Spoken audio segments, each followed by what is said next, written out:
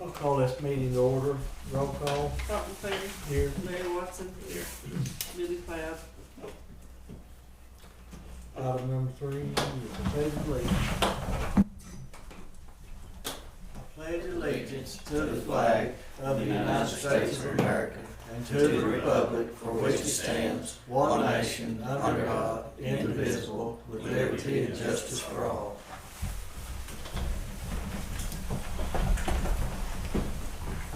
Item number 4 is recognized guests. I want to thank everyone for being here. I think the sign-in sheet's going around now. Item number 5 is new business. Larry, any new business today? Rhonda? Nothing.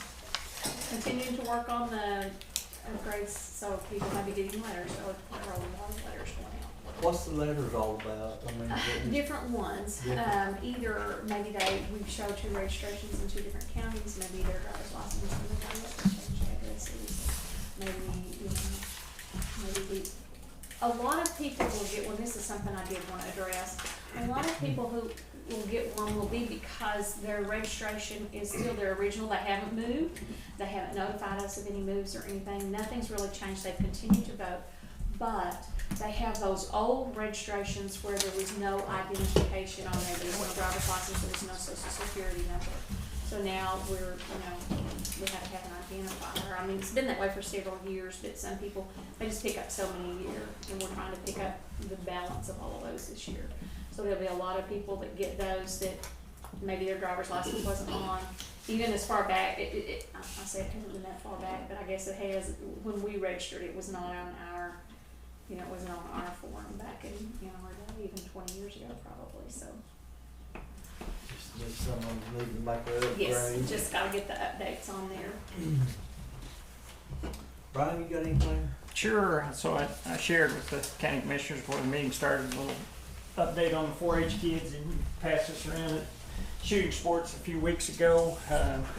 In Ada, Oklahoma is where the youth competed, and Haskell had a good contingent there to participate. And then the next event I'm working on this week is the district horse show, which will be in Ardmore Wednesday and Thursday. So go from one dangerous event to the next is the way I like to look at it. So, but hopefully you'll see some names on there that you recognize, and appreciate the opportunity to work with the kids. So, thank you. Anybody else? Like I will also mention, one of the other things, we have a lot of people that talk about, the deceased on the voter rolls. We cannot just remove people, even if we know that they passed, even if we saw it in the paper. A family member or the nursing home or the funeral home has to do that paperwork. It's really up to the family member to remove their deceased loved ones from the roll. There's a form that has to be filled out. So that's another thing I just want to mention. If you know of a family member that's still on there when you go to vote and you see their name below or above yours, there's paperwork right there where you vote that they have. It's just a one sheet thing, real simple.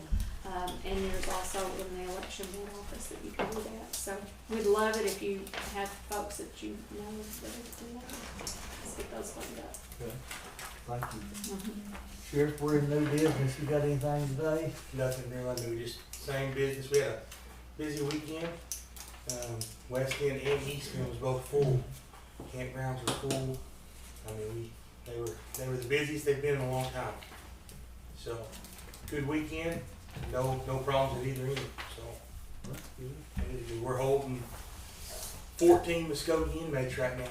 So Muskogee keeps bringing them, and we keep holding them. So other than that, everything else is good. We are meeting with the United States Marshals today about possibly doing a contract to hold federal inmates. They're supposed to be over at 11 o'clock. So we'll see how that turns out. Sounds good. Hopefully it's not that good. Have we been paid? Have you got a check yet, Tim, from the Choctaw? Got a $270 check. Well, We are working with them. I mean, we're emailing daily, trying to figure out what their process is, what their process is going to be.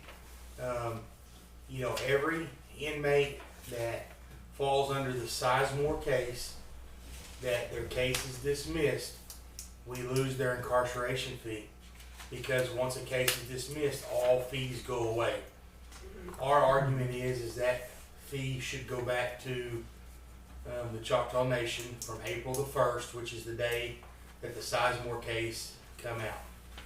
I mean, it's kind of one of those, we're working with a guy named Jeff Hansen. He's a good guy. Choctaws didn't think anything about the incarceration fees, plus they don't have any fines and costs put into their system yet. So it's kind of one of those things, they don't have their way of paying this. They don't know. I mean, they honestly don't know.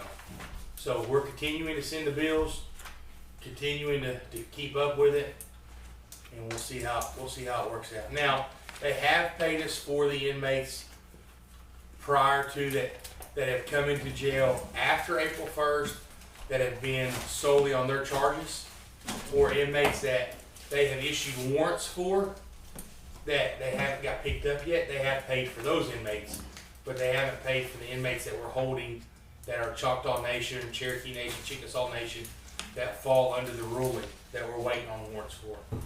So, Good, thank you.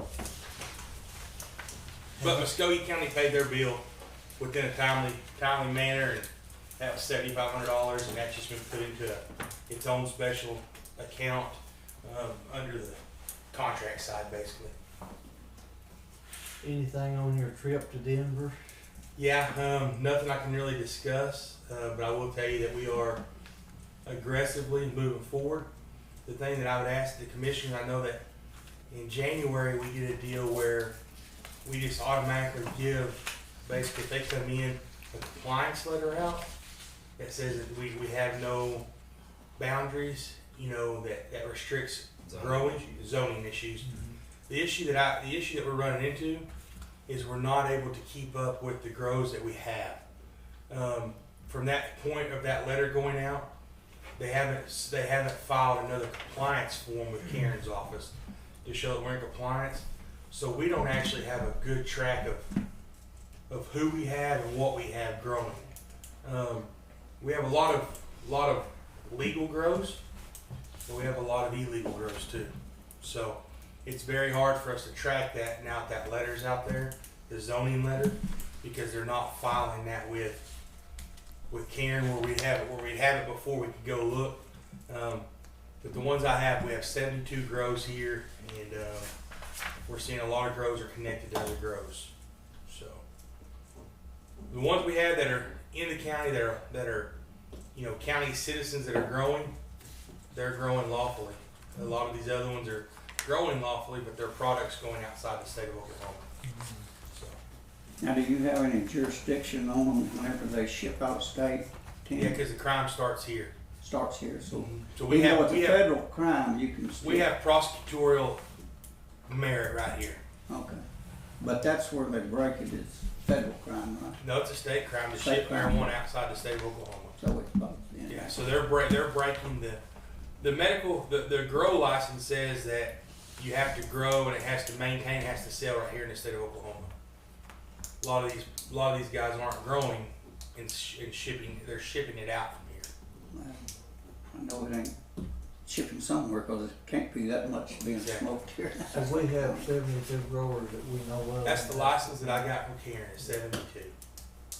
How do we collect taxes on this? I keep asking. So this there's a question. protective order in place right now. There's a system out there that the state says, okay, you guys are gonna start using this system. This system's going to regulate the grow, this system's gonna regulate the product, and this system's gonna regulate the sale. It's gonna tell us how many plants you're growing, how much product you're producing, and how much product you're selling. Well, what the state did is in Colorado, they put the same system in place, but the state paid for it. What they're doing here is they're saying the grower has to pay for it. Well, it's an astronomical expense, and there's been a lawsuit filed and a protective order put in place where neither parties can talk to try to work it out. But there was a lawsuit filed on that program, so now they're waiting to see who's going to be responsible for the payment of that program to to determine how much is going to be sold. Also, there's argument with the growers and the assessor's offices on the taxation for the county taxation, because they're wanting the plants taxed and the buds taxed, the product tax, the flower tax. They're saying that how can you tax the plant and the product, because it's basically the same taxation for the flower comes from the plant, and they're going back to some harvesting stuff with like wheat and crops like that. That they're saying, hey, you tax them one time, you don't tax them twice. So that there's some major issues going on there on that side of it. So have we actually seen any revenue? We have not seen any revenue. Now, the Oklahoma Medical Marijuana Authority is sitting on millions and millions of dollars of revenue that they don't know how to spend. That just last week, I think just last week, legislation is passed to give part of that money to the Oklahoma Bureau of Narcotics to set up enforcement teams to eradicate the illegal grows and to enforce the recreational or the medical marijuana laws. Because as of right now, there's no enforcement agency, because the Medical Marijuana Authority doesn't have any enforcement guidelines behind that. So we, as a county, should still collect sales tax, be due some sales tax off of those sales, right? If it's ever tracked properly. What Colorado ran into is it was never tracked properly. And the other thing that we ran into is that we learned Colorado made their law where their counties could individually determine if somebody grew and sold, where Oklahoma made it where it's straight across the board. So where we thought for a long time that the Colorado's laws were so open, I mean, it's determined, especially last week in the meeting, folks are telling their people, pack up ship and move to Oklahoma. Move to Oklahoma and grow, because we are the Wild West right now. I read an article that said pretty much that same thing here a few months ago. Yeah, we are the Wild West when it comes to, and we have some of the richest land. I mean, when you talk about not financially, but grow wise, talking to some growers that have been growing for a long time, they said, you guys got some of the best grow land that we've ever seen. So it's gonna be a long process, but it's I think it'll get better I think it'll get worse before it gets better, because they continue to move in by the flocks daily.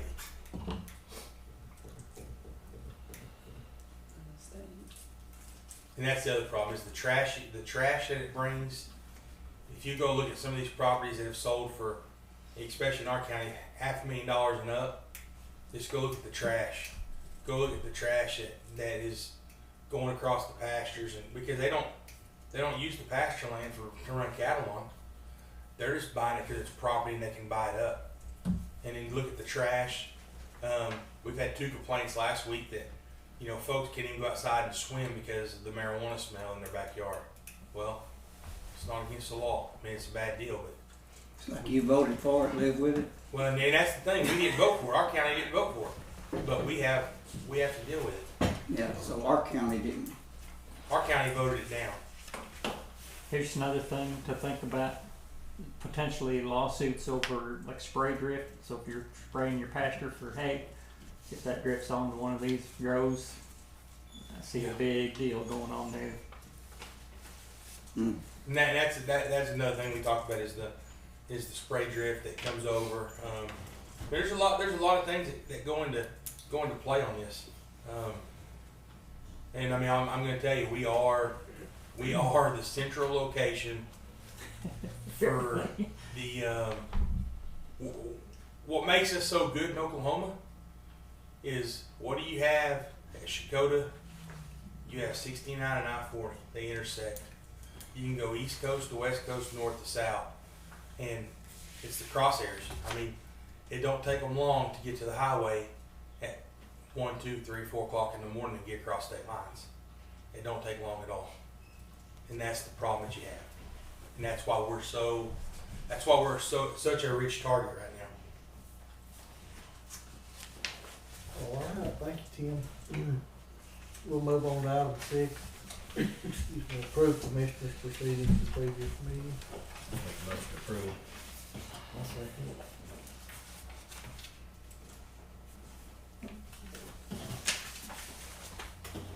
Larry Watson, Yes. Clark McLeary. Yes.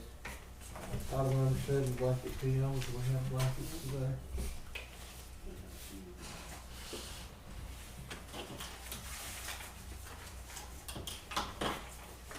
We have one to Com Data for $4,000 out of B2, another one to Com Data for $1,200 out of B62, to O'Reilly's $400 B2, to O'Reilly's $200 B62, Stigler Home Center $200 B16, Tankersley $3,000 B62.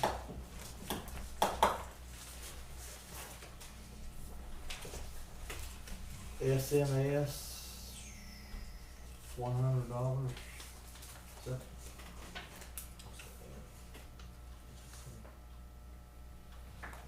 Oh, that's Stigler News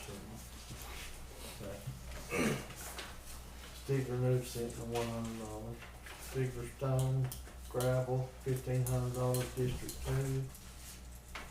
Napa I&B Auto $200 District 2.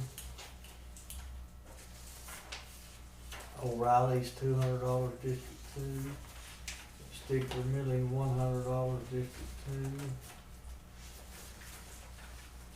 2. Stigler Stone $2,000 District 3. That's this week's budget. Make a motion to approve. Larry Watson, Yeah. Clark McLeary. Yeah. I have a question here.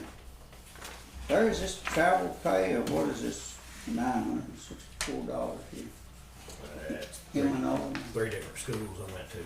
Went 2 days in Stillwater, 1 day in Chelsea, and 2 days in Stillwater for soils, pavement preservation, and project management. It's through OSU, their LTAP stuff that they put it on for the county.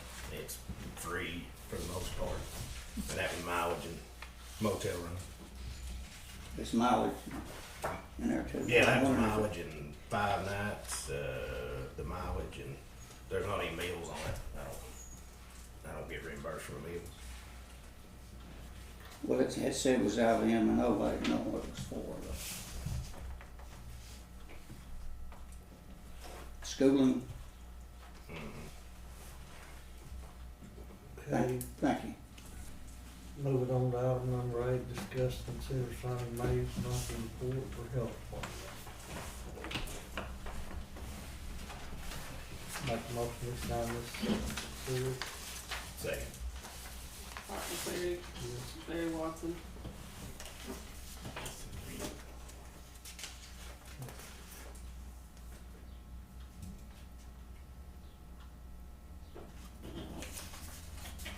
Yes.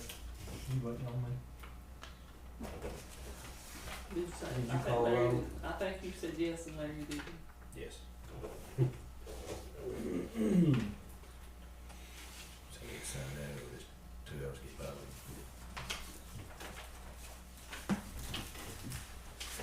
Item number 9, discuss and approve contracts with Haskell County Sheriff and Town of McCurtain.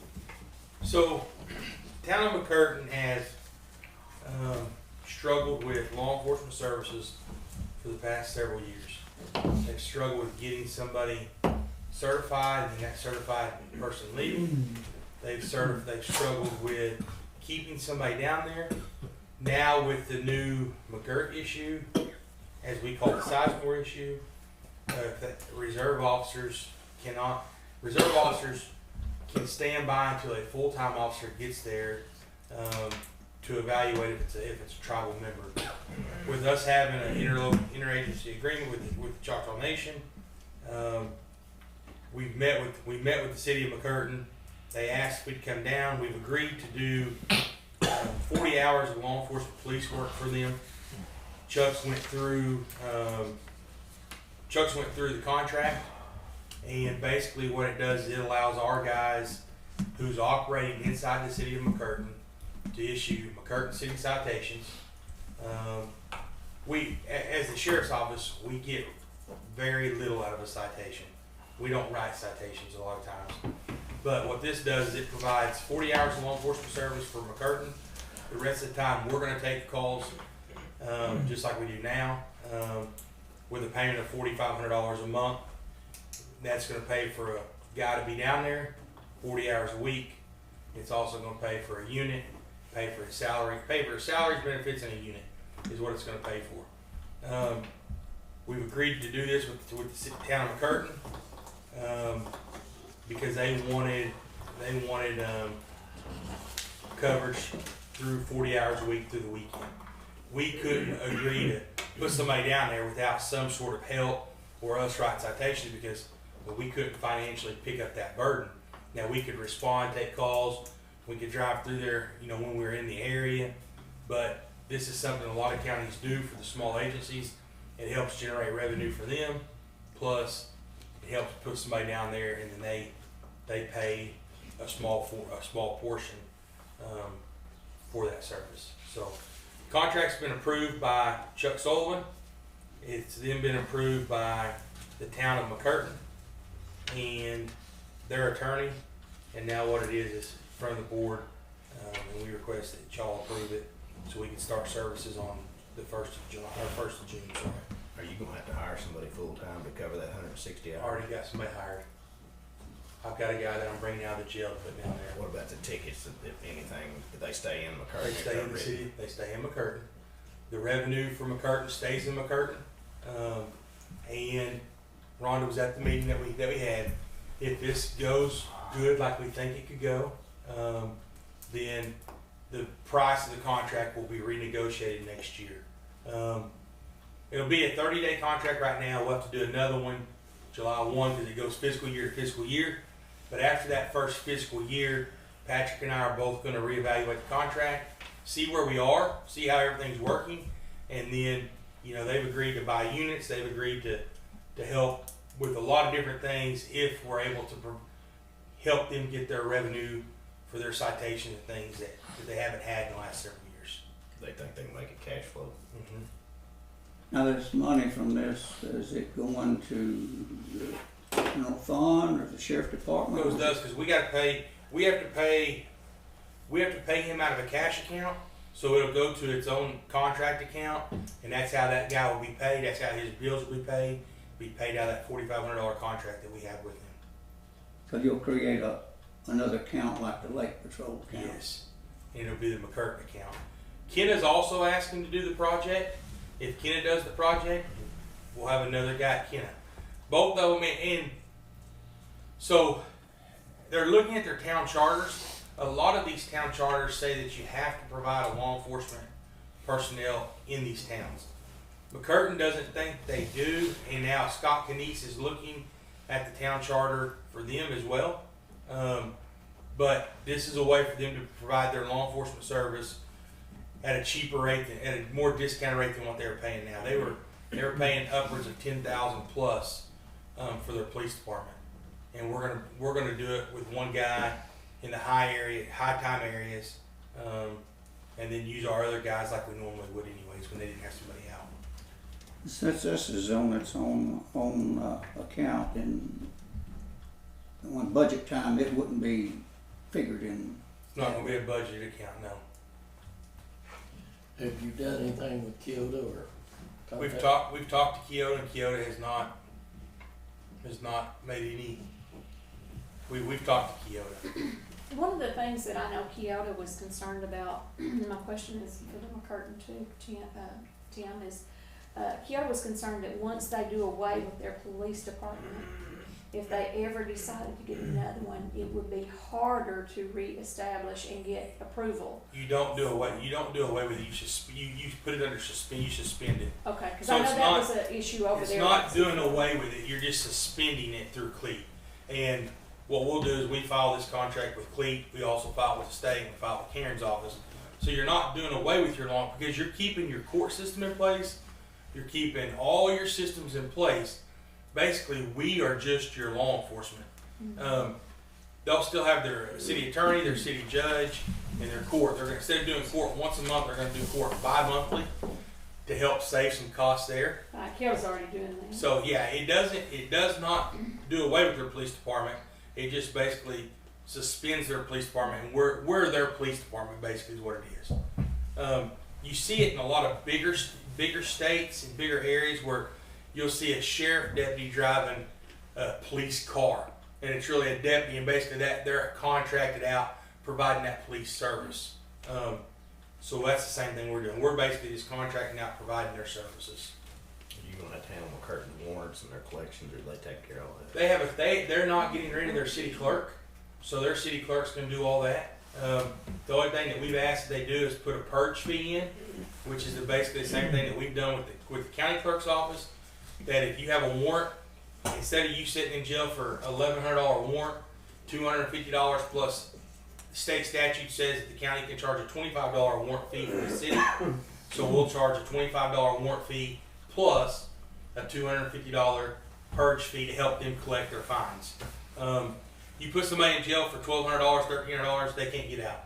You put them in jail for $250 plus $75, mama, grandma, daddy, they come get them out of jail. I mean, you can't. We have made it where fines, people rack up more fines by sitting in jail, and Judge Henderson and Tina did a wonderful job putting this program in for the county, and it's worked. Where somebody has a $9,000 failure to pay fine, they come in with $250 plus the $50 warrant fee, and they're back out. And guess what? 2 weeks later, they get picked up again because they don't show up for court. $250, and they're back. People's actually paying their fines off that way because they come up with $250. They can't come up with $9,000. They can't come up with $1,200. So we're going to put their fines in, but they have their own city clerk. We're going to utilize the other thing that's going to help us is we're in a process of contracting with a company called Wave 11 to network all of our computers, all of our system out there. It's never been done, and we're going to have a substation in McCurtain. They're going to give us access to their police department. They're putting a new printer in. They're putting new services in down there in the police department that our guys, if they're on the east end of the county, they run down there, they put their computer up, they can do all their paperwork, all their reports, from their car, print it out there, and then fax it to the office, or they can actually shave it into a share file, and we click on it, open it up, print it out the next morning, and they're not running back central to do all their paperwork. They can do it all right there. So I think it's gonna be a good thing. I think it's something we should try and see if we can help McCurtain. Because here's the thing, and like Patrick and I talked about, Patrick Lovell, the mayor, is if they can't financially afford their police department, it's going away anyways, and we're gonna have to do that service.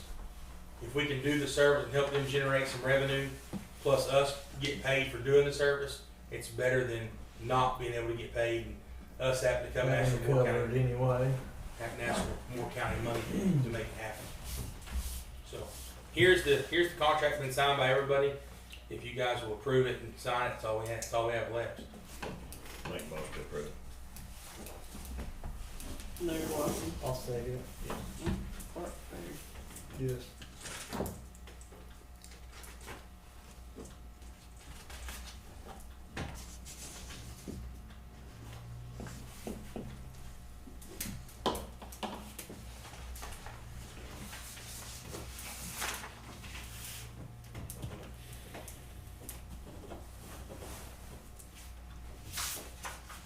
Sign it, I'll take it and have to stamp it.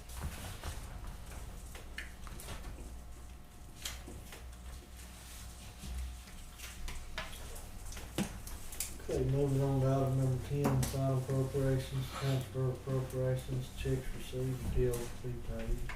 I'll make that motion. Second.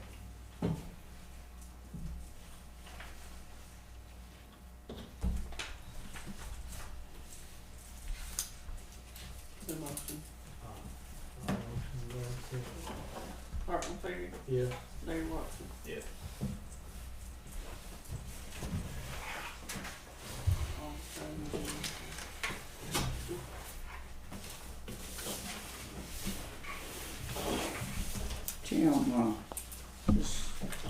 fingerprint machine, it come out of the jail, is that out of the $0.25 deal? So here's the deal on the fingerprint machine. It's a grant, but it's a reimbursement grant.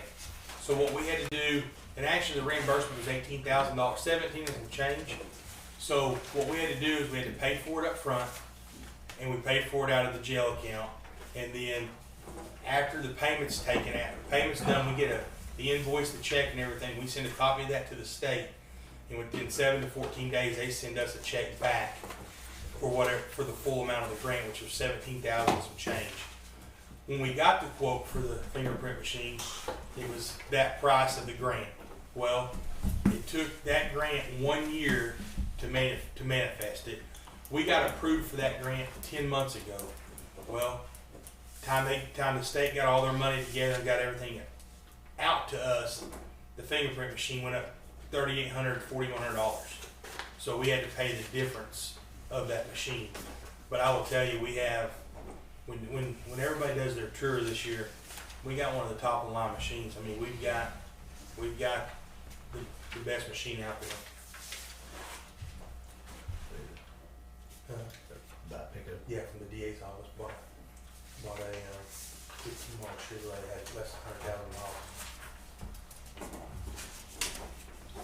We need to know about that when we need to go to jail. Don't we just like to do? Once a year. Twice out, whenever. But yeah, it's really nice. It takes your picture for you. It does everything. It's a good machine.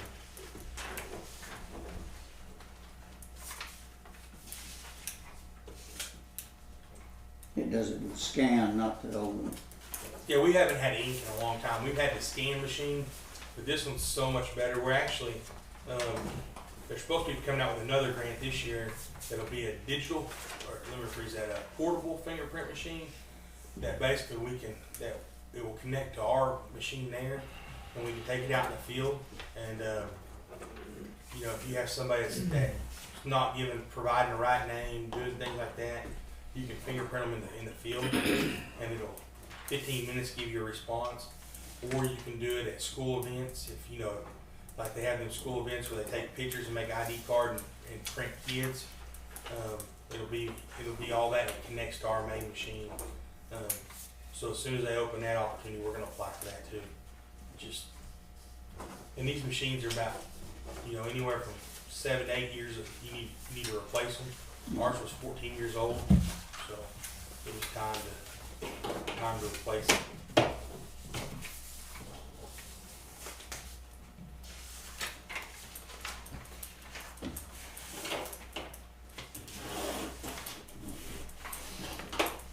That's for Canada to the jail. It's $21,000. So that's cheap compared to where some of y'all that weren't here. We're putting new cameras in the jail, 66 new cameras. We had lost a lot of cameras in storms and different things like that. So the jail side, to replace the cameras on the jail side was $13,000, and to replace them on the sheriff's office side was $8,000. But it's going to be a new digital system. Everything IP over address cameras, 180-degree view. We're putting cameras where they needed to be, where we didn't have them before, like at the jail doors. And there'll be 3 monitors there'll be 1 monitor in Terry's office, 1 in my office, and 1 in the dispatch office. And then you can also monitor them through an internet site. Everything will be recorded, have about a 30-day cycle on it. But we've been able to save the money and do it. And now is the time to get it done because we had lost 4 more cameras in the jail, and we needed them.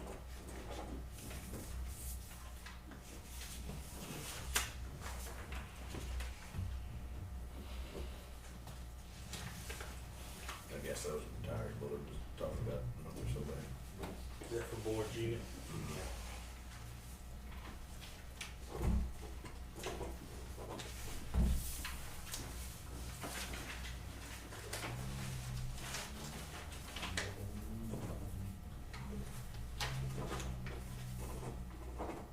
You said 66 cameras?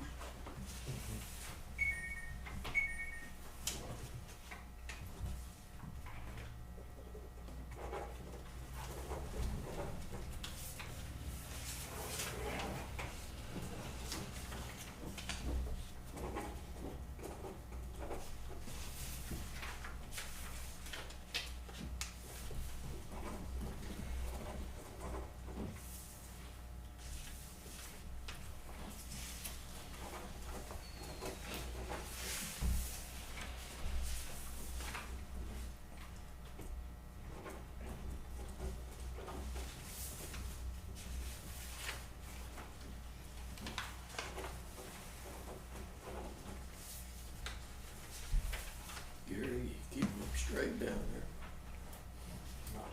Running wild.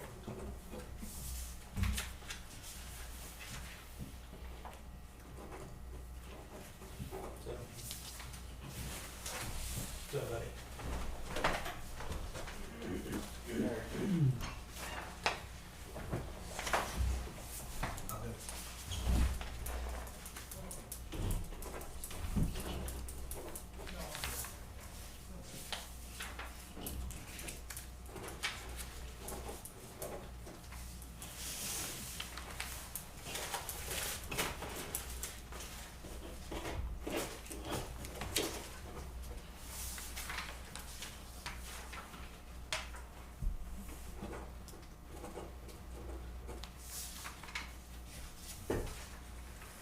Get you out of dump truck. Yeah. You stand out of it.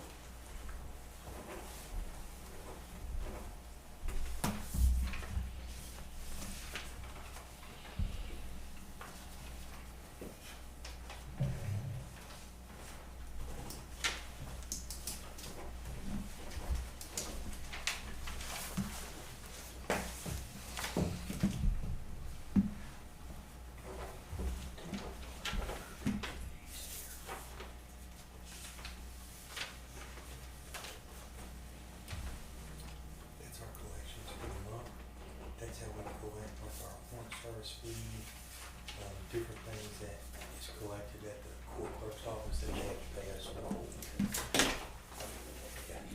No, that's, they pay that to us, to our sheriff's service fee account for incarceration, warrants, things that we collect. Gotcha.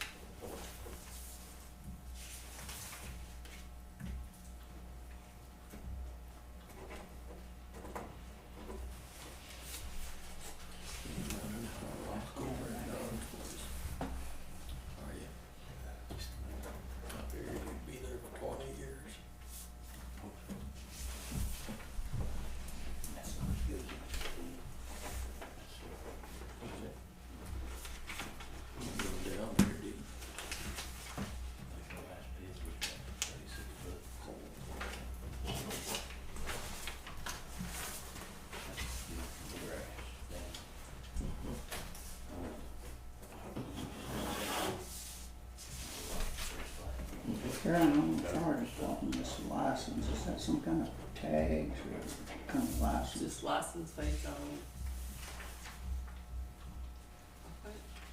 Jack, do you need? What fire is it, fire? I guess there's a licensing in Central Communications. That is gonna be for their new FCC license for, they changed their radio frequency, so that's their new licensing fee for the radio For frequency. the radio. Okay, thank you. If it says licensing fee, Central Communications, Mhm. that's gonna be for their, federal license for their repeater. Okay.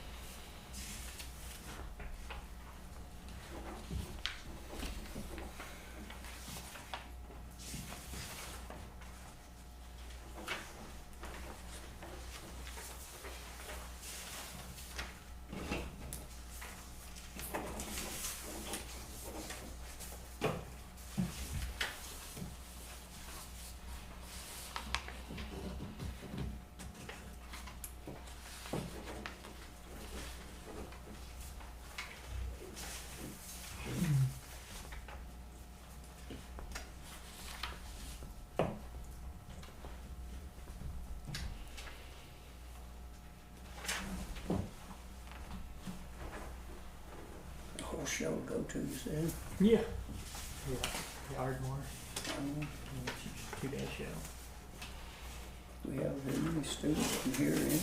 Not very many typically. It's a shame, I don't know what to do about that. Yeah.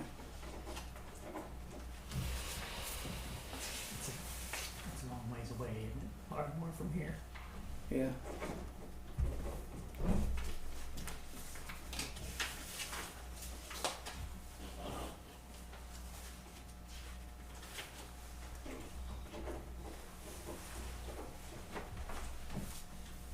You know, go to Tulsa, some of them shows up there. Not really Tulsa, Shawnee, I've been to Oklahoma City. I get roped into a few things. They do have roping, Yeah, yeah. tread, barrels, there's a lot they can do.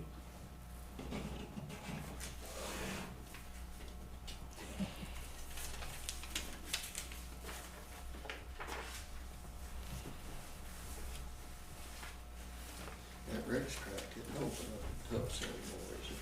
That one. Is it? Yeah, so They're at the fairgrounds. About 60 days. No. Start 4th of July, 4th. Everything was closed this last week.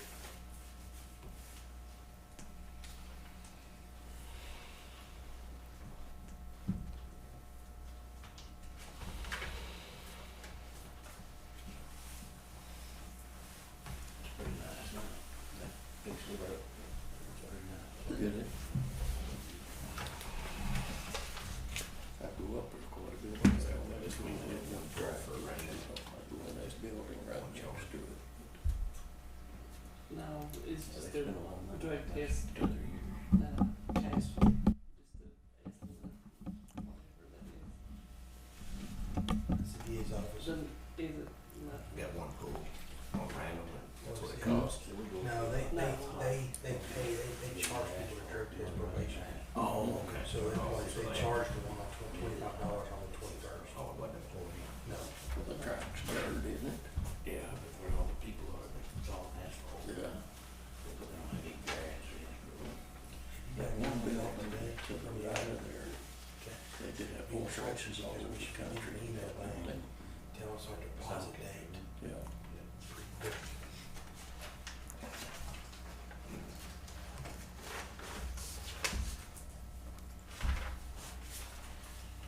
I don't know who owns the building. Not the city or county, but, oh, is it?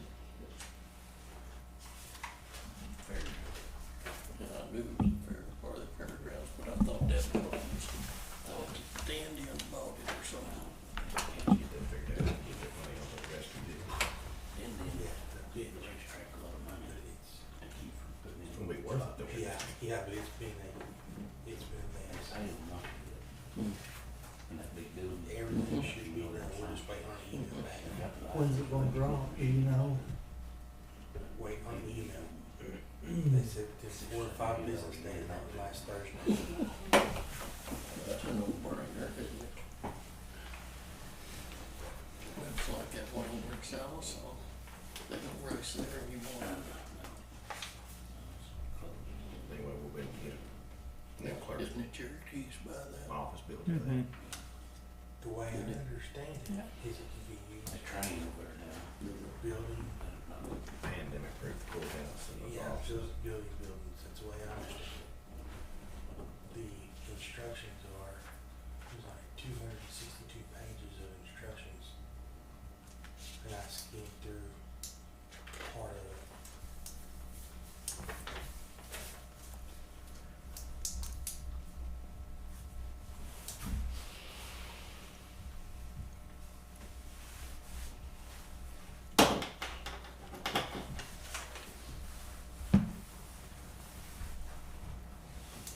Gary, do they put those 22-inch wheels on that, on those new Navigators, or was that something that was added to that?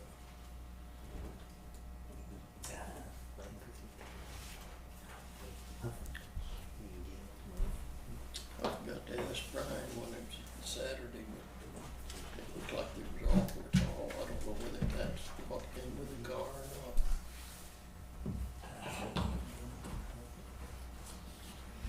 It had that 6-cylinder engine in it. They're not putting the V8s in them anymore.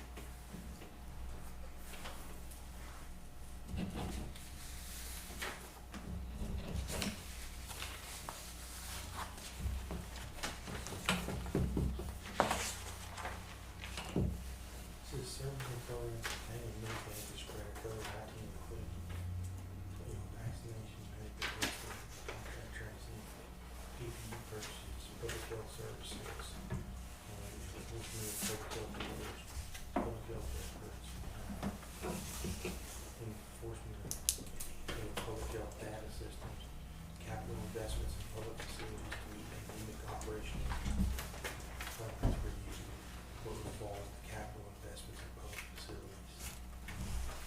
Demolition improvements and key settings of central heating near the courthouse. What was that, 4.2 million? No, 2.4. 2.4.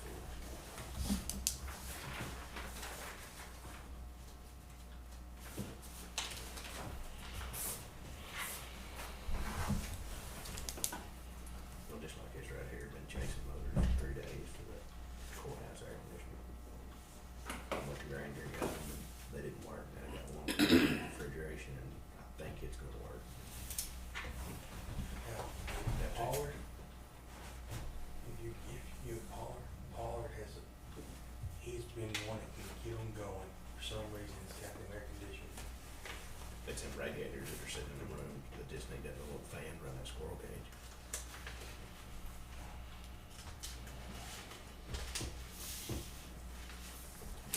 Go back to 4 minutes. Clark, when you guys went, Clark, when y'all, I think it was you and Rick, when y'all looked at the air conditioning before, you couldn't put a central heat.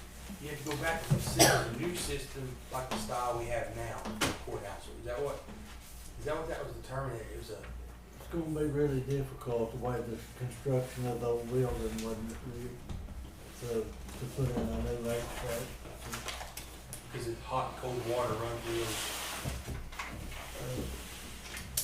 That's what I thought you I think Play those shuffleboard. Rick may remember better than me, I'm not remembering it very well, but we decided it would be better to just go back with a new system like the one we have now. Because of the construction of the building, it was gonna be very difficult, I think, and expensive to upgrade it.